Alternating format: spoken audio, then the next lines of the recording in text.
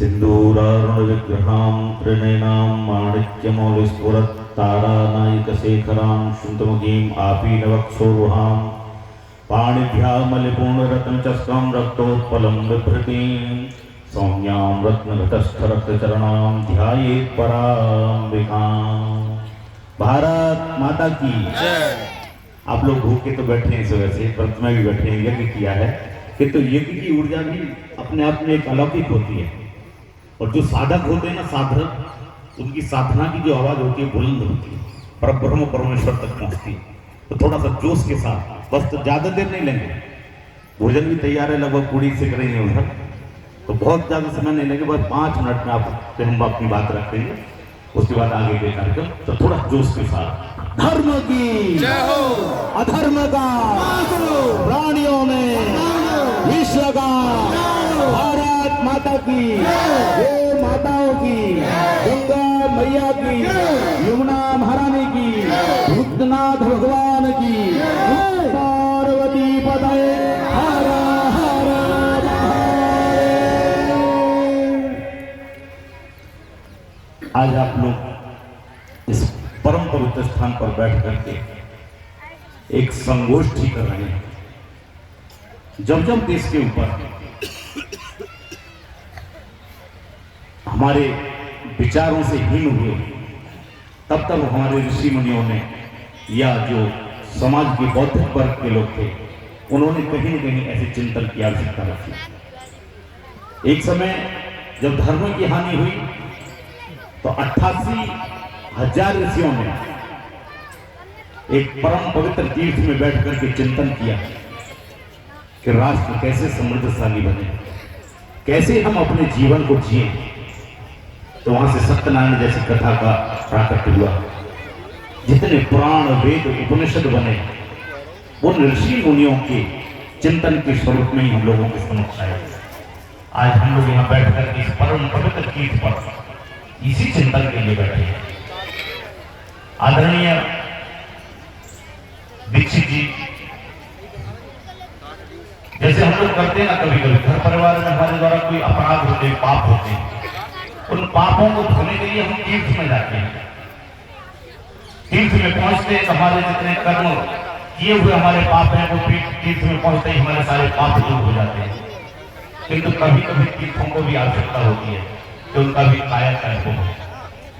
जैसे भगवान राम का मंदिर, सोमनाथ का मंदिर, ऐसी स्थिति में हमारे पास एक सत्युकालीन तीर्थ है, सत्युकालीन तीर्थ, अनादिकालीन तीर्थ, इसको कल्प तीर्थ कहते हैं।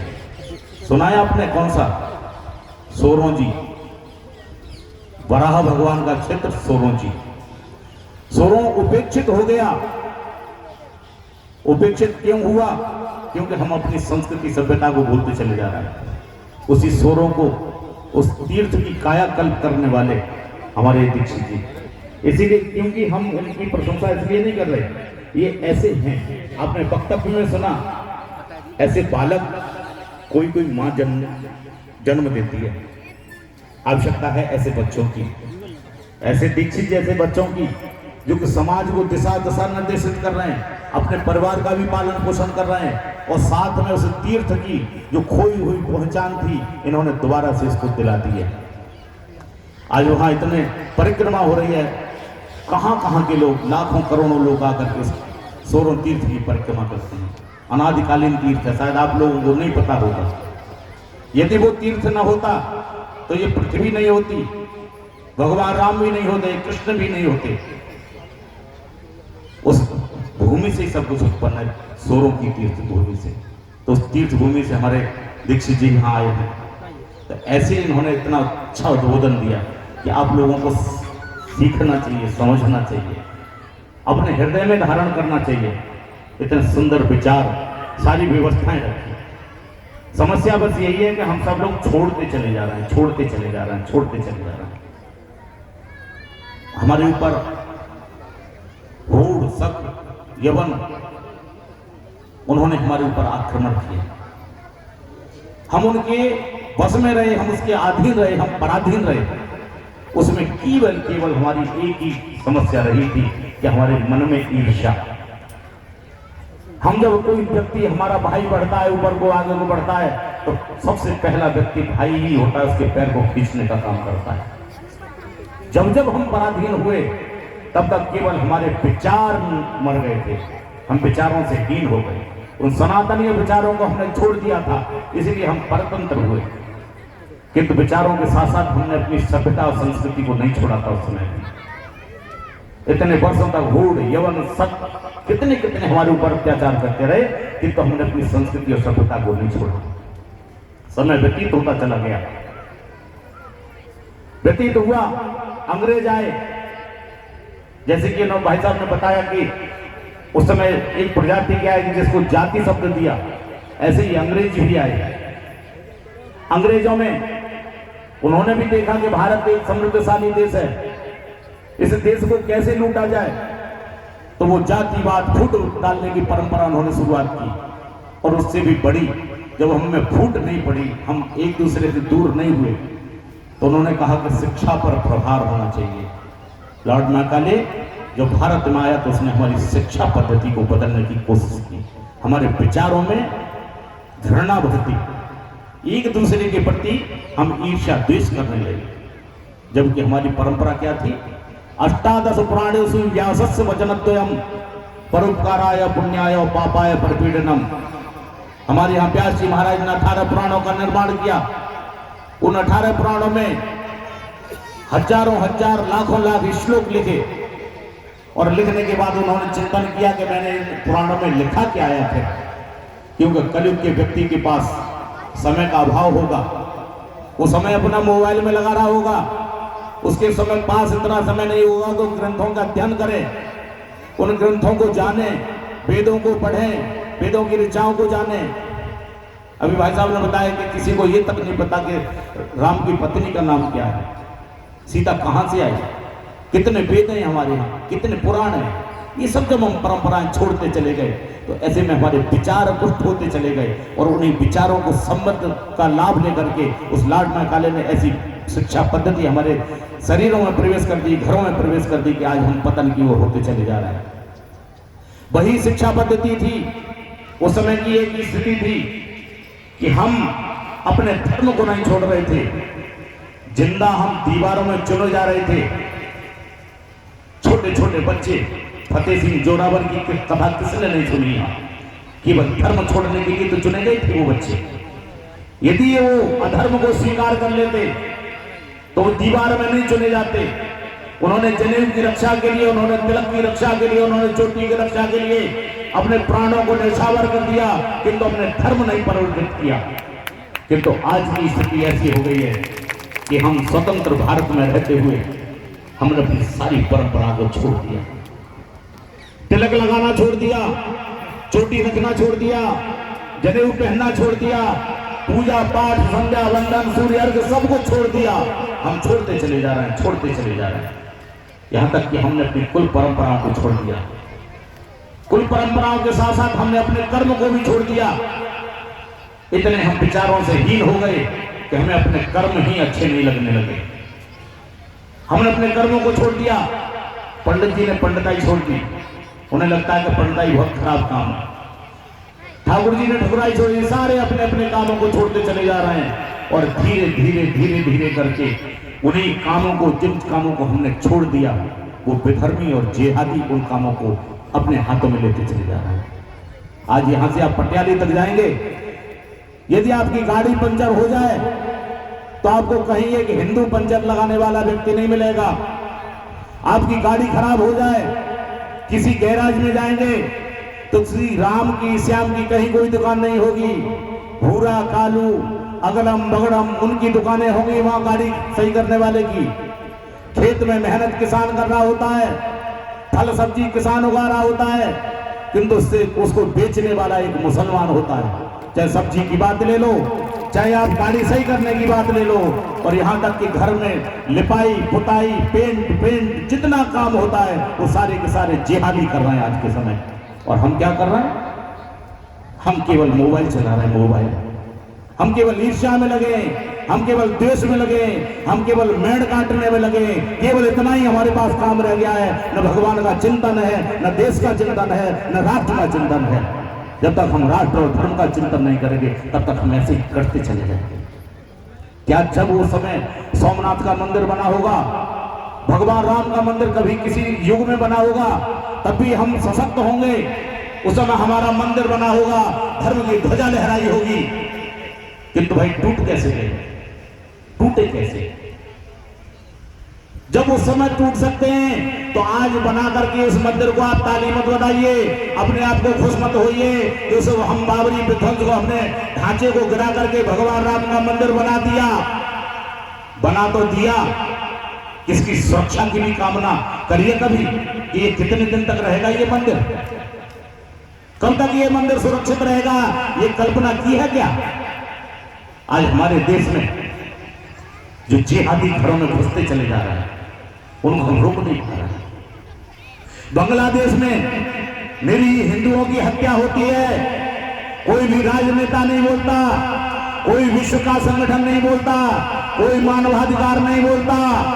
किंतु जब भारत में अगर किसी आतंकवादी को हमारे देश के जो प्रहरी है वो जब गोली मारते हैं तो उसके ऊपर मानवाधिकार भी बैठ जाता है, सारे लोग बैठ जाते हैं। कहां का चिंता नहीं है? भारत माता की धीरे धीरे समय आ रहा है। अब बांग्लादेश की बात छोड़ दो, हमारे इसी देश में लोगों से धर्म पूछकर उनको गोली मारी जाती है। संगठित होने की बहुत आवश्यकता है, उन परंपराओं को निभाने की आवश्यकता है।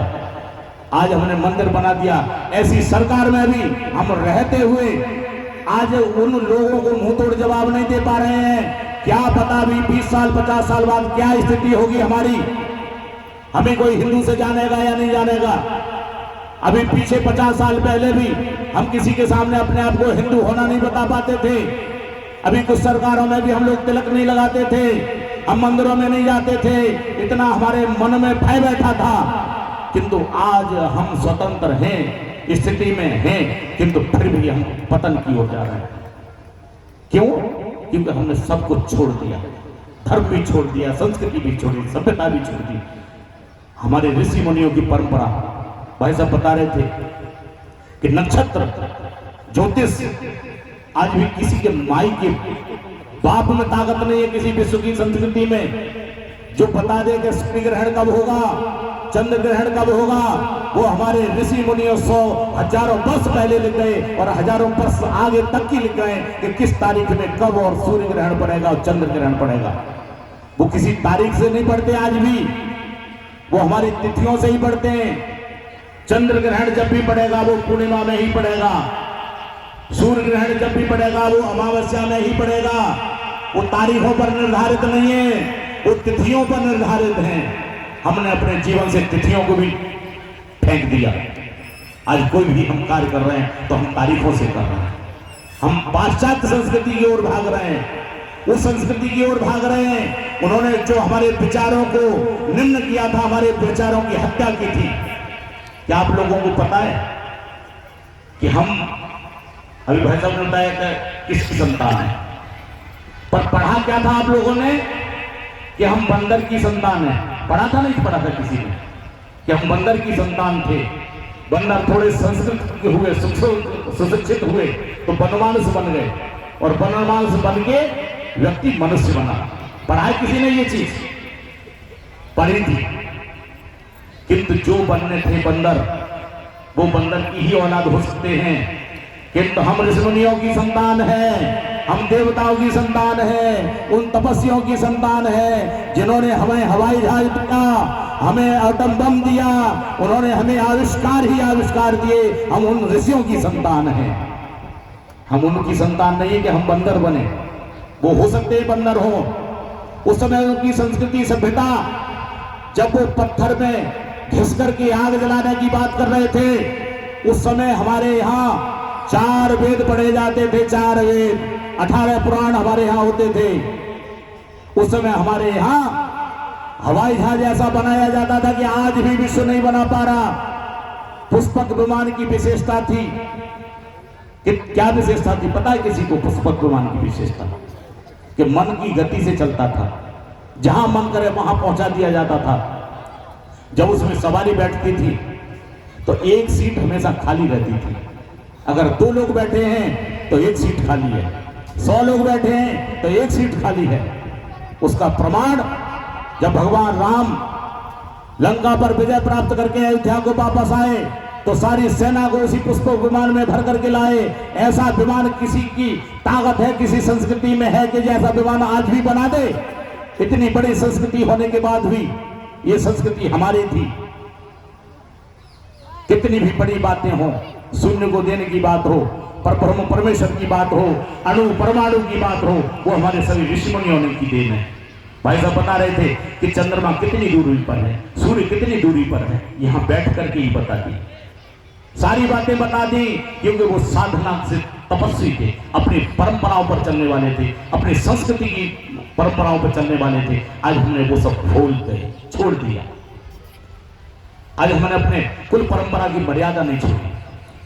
इस गांव में आने पर बड़ा अच्छा लगा कि इस कार्यक्रम की अध्यक्षा वो यहां बैठ नहीं रही थी सीट पर। क्यों नहीं बैठ रही थी?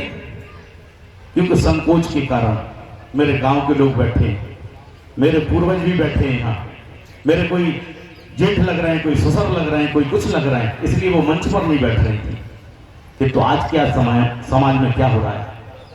उन बड़े बड़े महानगरों में संस्कृति का हनन हो रहा है।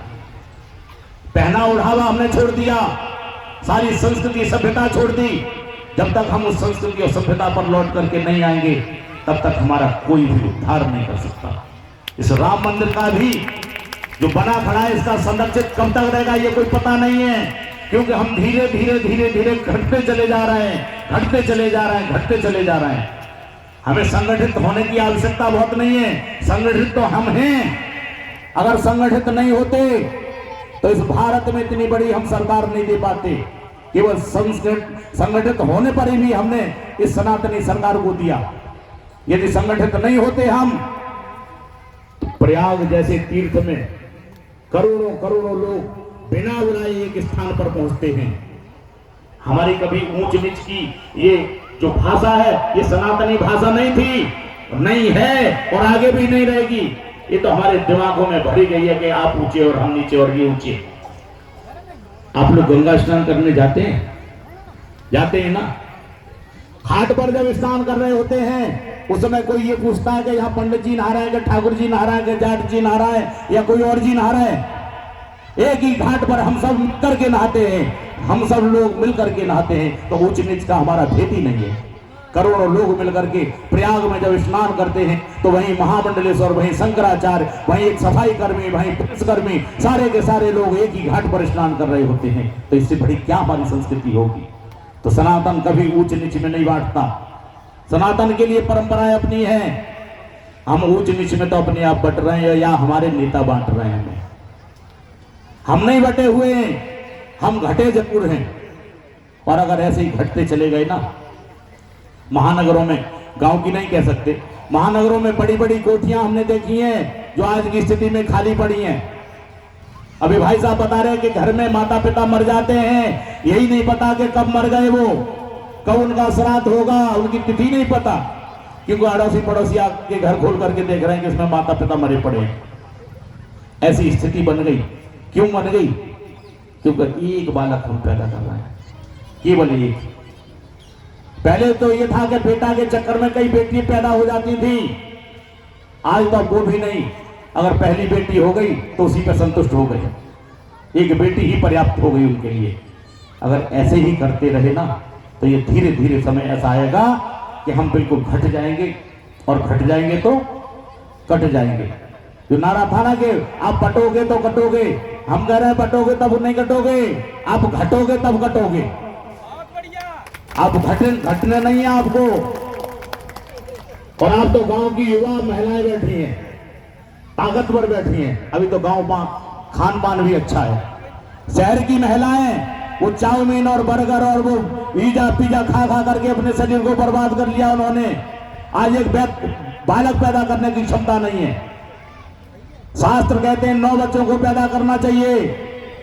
यदि 9 बच्चे पैदा नहीं कर सकते तो कम से कम 4 बच्चे पैदा करो। और करने क्यों चाहिए? क्योंकि आपको डॉक्टर भी चाहिए, आपको मास्टर भी चाहिए, आपको पुलिस वाला भी चाहिए, आपका देश का रक्षक भी चाहिए, आपको महात्मा भी चाहिए, आपको सब चाहिए। तो कैसे होंगे ये, कहां से आएंगे? जब तक आप 4 बच्चे पैदा नहीं करोगे तब तक नहीं संभव है। आप सामर्थ्यशाली हैं, आप कम से कम 4 बच्चा पैदा करो, और इसलिए भी करिए। अगर एक ही बालक, 2 बालक हो, 1 बालक हो, अगर उस बालक के ऊपर कोई आपत्ति आ जाती है तो साथ ही उसका भाई ही होता है, कोई फेसबुक वाला मित्र नहीं आता उसके साथ काम में। जब संयुक्त परिवार होते थे, एक ही छत के नीचे एक ही घर में बैठ करके कमाने वाला एक होता था, खाने वाले 10 और 15 और 20 लोग होते थे पूरे घर में, किंतु भी तब भी हम चैन से और सुकून से रहते थे।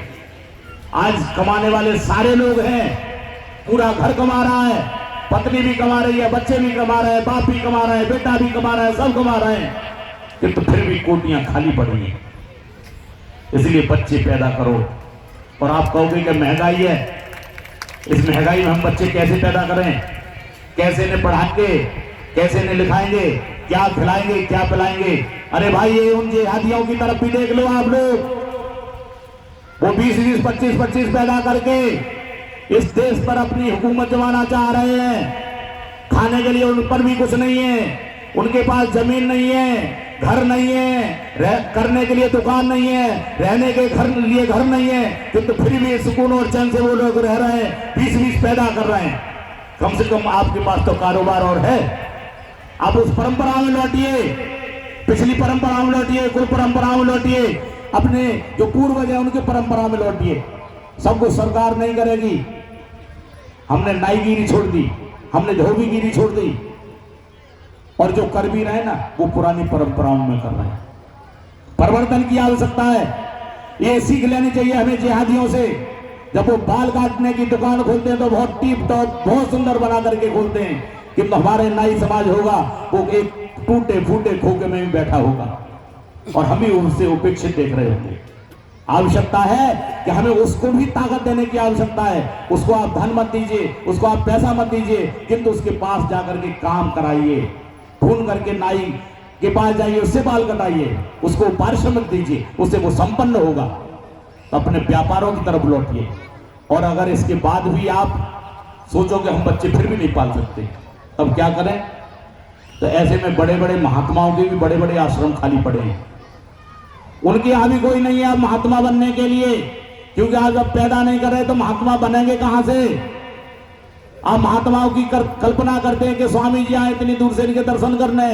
ये स्वामी जी भी आसमान से टपक के नहीं आए, ये स्वामी जी भी किसी माँ के बेटा ही होंगे।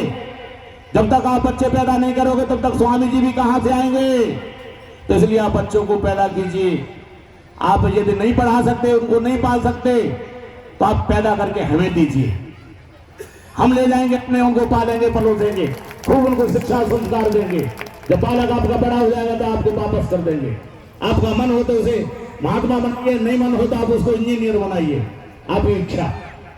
किंतु बच्चों को जरूर पैदा कीजिए। जब तक हम ताकत में नहीं आएंगे, ये लोकतंत्र देश है, इस देश में ताकत, शरीर की ताकत नहीं चलती, इस देश में तप की ताकत नहीं चलती, इस देश में धन की ताकत नहीं चलती, इस देश में किसकी ताकत चलती है? वोट की ताकत चलती है, वोट की। और वोट कहां से आएगा? जब आप घटते चले जाओगे, घटते चले जाओगे, घटते चले जाओगे, उधर को बढ़ते चले जाएंगे, बढ़ते चले जाएंगे, बढ़ते चले जाएंगे, तो एक दिन क्या होगा? कश्मीर से तो जब भगाए गए, जब हम बहुसंख्यक थे, और जब हम अल्पसंख्यक हो जाएंगे तब क्या होगा? इस पर विचार करिए। अब उन नेताओं की भाषा में मत पड़ आइए। सरकारें आएंगी और चली जाएंगी, ये सरकारें हमें आपस में बांटती रहेंगी, ये नेता आएंगे चले जाएंगे, ये नेता भी आपको भाषा में, संस्कृति में, सभ्यता में, जाति में आपको बांटते रहेंगे, आपको लड़ाते रहेंगे। इनका कुछ भी नहीं बिगड़ना।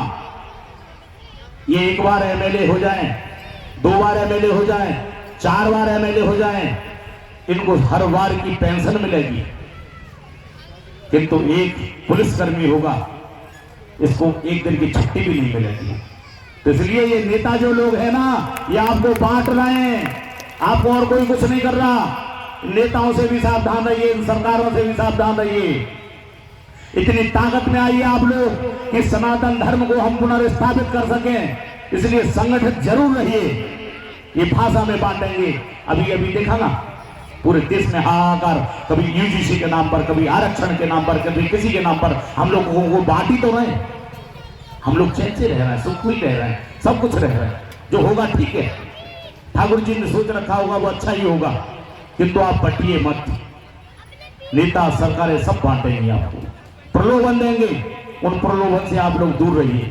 हम संगठित थे, संगठित हैं और संगठित रहेंगे। भंगीरी नाम का कीट सुना है? भंगीरी, भंगीरी क्या करता है? वो किसी कीट को पकड़ करके एक मिट्टी का घर बनाता है। आप लोगों ने देखा होगा बिजली के प्लग में या कहीं लकड़ी में, कहीं घर में छेद होगा, उसमें मिट्टी लगी होती, मिट्टी देखिए ना। तो वो मिट्टी का घर बनाता है भंगीरी, और किसी कीट को पकड़ के लाता है, उस घर में बंद कर देता है।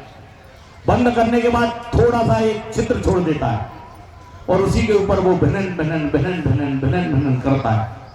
और एक समय आता है कि जो उसमें कीट बंद है, वो कीट अपने स्वरूप को परिवर्तित कर देता है और वो भंगीरी का रूप ले लेता है। और जैसे ही भंगीरी बनती है तो भंगीरी बन के उड़ जाता है। यही कर रहे हैं वो लोग भी, कि आपकी मानसिकता को पीड़ित करने के लिए उन मंत्रों को अपने माइक से बोल रहे हैं, जिससे कि उन मंत्रों को आप लोग सुने, आपके मन में उतरे और धीरे धीरे आप लोग इस्लाम की ओर बढ़ते चले जाएं। किंतु ये अब नहीं होना चाहिए, न होने देंगे हम। क्योंकि पहले हम अपने मंत्रों को जपते थे, अपने इष्ट के मंत्र को जपते थे, हनुमान चालीसा करते थे। आज ये सब चीजें हम छोड़ चुके हैं। लौट करके हमें उन्हीं परंपराओं पर आने पड़ेगा। जब तक हम उन परंपराओं पर वापस नहीं आएंगे, तब तक हम सुरक्षित नहीं रह सकते। आज कितनी बार होती है कि यहाँ भूतनाथ मंदिर पर इतने लोग आज एक साथ इकट्ठे हुए हैं। ऐसा कब होता होगा? कभी शिवरात्रि पर हो गया, सावन में हो गया, उसके बाद ये मंदिर सूना पड़ा रहता होगा। भगवान से कोई बात करने वाला नहीं होता होगा। आवश्यकता है कि हम मंदिरों की ओर लौटें। घर में मंदिर होने चाहिए या नहीं होने चाहिए? होने चाहिए या नहीं होने चाहिए? घर में मंदिर होने चाहिए। घर में हम इस बात की एक दूसरी बात कहेंगे, बाबा होकर के लिए भी कह रहे हैं कि घर में मंदिर नहीं होने चाहिए। अब पूछोगे क्यों? प्रश्न उठाएगा ना, क्यों नहीं होने चाहिए? ये मंदिर कब से आए घर में? आप लोगों को पता है कि घर में मंदिर कब से रखने लगे हम लोग? इसके लिए पीछे लौटना पड़ेगा हमें इतिहास में। बाल विवाह कब से होने लगे? घूंघट की प्रथा कब से आई? रात्रि में विवाह कब से होने लगे? इन सब चीजों के लिए हमें भूतकाल में जाना पड़ेगा। जिस समय यवनों का शासन था, हमारे मंदिरों को तोड़ा जा रहा था, हमारे धर्म ग्रंथों को जलाया जा रहा था। उस समय क्या स्थिति थी कि जब घर से हिंदू मंदिर की तरफ जाता था, उसे हिंदू को मार दिया जाता था या फिर उसे इस्लाम कबूल करने के लिए कहते थे। किंतु हम लोग सनातनी हैं, भारतीय हैं। जब तक हम भगवान के दर्शन नहीं करते थे, तब तक हम पानी भी नहीं पी सकते थे। ये हमारी परंपरा थी। तो परंपरा क्या थी कि हम मंदिर जाते थे, भगवान पर जल चढ़ाते थे, उनके दर्शन करते थे, जब चरणों तक मिलता था उसको पीते थे, उसके बाद अपने घर के कार्य करते थे। तो उन मुगलों का शासन हुआ, उस समय हमें मंदिरों तक नहीं जाने दिया। तब हम लोगों ने एक व्यवस्था बनाई कि क्यों ना हम सनातनी हैं, बिना भगवान के दर्शन के, बिना भगवान की पूजा के हम अन्न ग्रहण नहीं कर सकते। इसीलिए हमने ठाकुर जी को लिया और अपने घर में स्थापित कर लिया। कम से कम हम घर में ठाकुर जी को रखेंगे, इनको भोग लगाएंगे, उसी भोग प्रसादी को हम ग्रहण करेंगे। तब से ये मंदिरों की परंपरा शुरू हुई। उसी समय से बाल विवाह की परंपरा शुरू हुई, उसी समय से घूंघट प्रथा शुरू हुई, उसी समय से रात्रि में विवाह काल की भी परंपरा शुरू हुई। किंतु आज हम स्वतंत्र भारत में जीवन जी रहे हैं। अपने घर में भी हम पूजा नहीं कर रहे। घर में भी भगवान जी वहां पड़े होंगे, जो घर का सबसे कबाड़ खाना बना होगा उसमें ठाकुर जी पड़े होंगे। इससे अच्छा तो न रखो आप घर में। अगर रख रहे हैं तो सुरक्षित रखिए, अन्यथा घर में मंदिर मत बनाइए। भगवान का भी तिरस्कार होता है। जैसी आपकी भावना होगी वैसे ही भगवान आपको फल देगा।